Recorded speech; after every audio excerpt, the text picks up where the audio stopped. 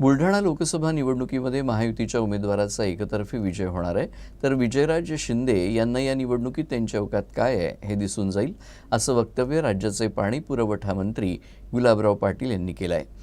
बुलढाणा लोकसभा निवडणुकीसाठी खासदार प्रतापराव जाधव यांचा उमेदवारी अर्ज भरण्याकरता पाटील बुलढाण्यात आले असताना माध्यमांशी बोलत होते. मला नाही वाटत की ही लढाई ही तुल्यबळ लढत होईल.